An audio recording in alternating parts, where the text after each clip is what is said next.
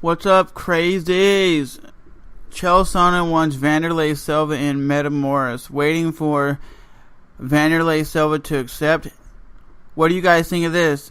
Apparently, Sonnen is a purple belt in Brazilian Jiu-Jitsu, which it's not bad.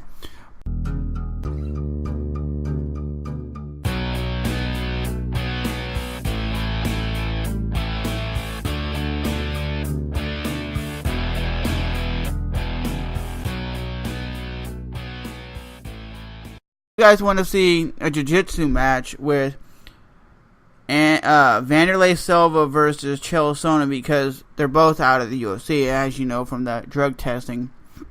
To me, I don't know, Wanderlei, I've never really seen him really submit anybody.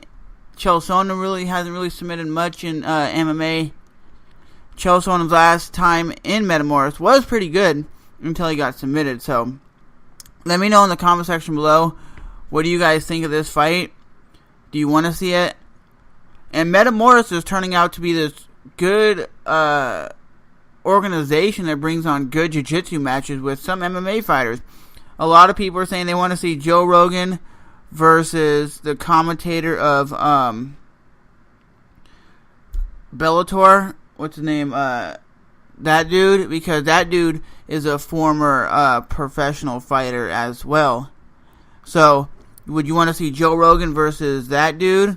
Commentator versus commentator? And would you want to see Wanderlei Silva accept the fight against Sonnen in Metamoris, where they don't really test, as far as I know, for TRT and all these other drugs. They just let you compete because they don't really have the money. And it's basically a jiu-jitsu match. You can't punch, you can't kick. All you can do is submit somebody, and I think they're like 20-minute rounds. So, with that being said, let me know what you guys think in the comment section below. Is this something you're interested in? Something you're not interested in?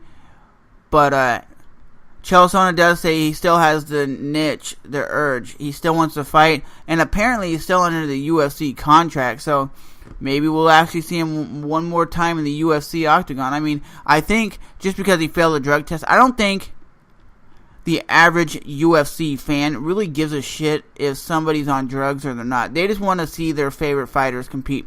The average fan, I don't think, is looking up a lot of MMA news and, oh my god, Sonnen's on drugs. They don't care. They just want to see the people compete. It's just like the people who casually watch NFL games.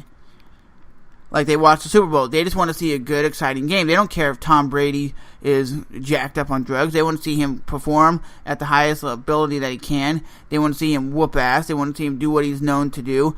You want to see Anderson Silva front face kick people. You want to see Anderson Silva Muay Thai plum and knee people. You want to see that. And the average person, I think, doesn't give a shit if the guy's on drugs or is not. I can understand if you're a really hardcore, dedicated fan that's been watching mixed martial arts or whatever sport you've been into for the last 10, 20 years, and you're dedicated, and you're one of those guys that say, hey, well, drugs shouldn't be a part of the sport. Well, you always want to see the competitors getting better and better and better, but that's why GSP left, because he said, I ain't taking drugs, and I'm sick and tired of playing I'm the sober guy versus the druggies. And you got to see this. I don't think we'll ever see GSP back in the cage, because GSP is a good fighter, and he's dominated people that were on TRT, that were on drugs. So to say TRT and drugs make you better, it could make you certainly better. Look at Vitor Belfort. That dude was a complete beast on that stuff. And if he ever comes back without it, will he be the same guy? Probably not.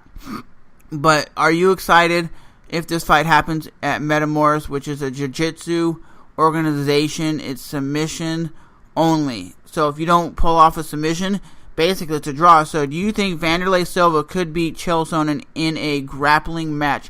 I think Sonnen's wrestling can equalize the jiu-jitsu, because he's a very good grappler. He knows how to keep you in side control. He knows how to do a little bit of triangles and arm bars. And it's different in a jiu-jitsu tournament to pull off submissions, because in an MMA fight, you're raining down punches and bunches, and someone could catch you with a punch while you're going down with the punch. They can grab you and get you in that triangle. It's happened before. Nate Diaz done it to certain people where they're raining punches on him, and he just gets them in the triangle and he taps them out.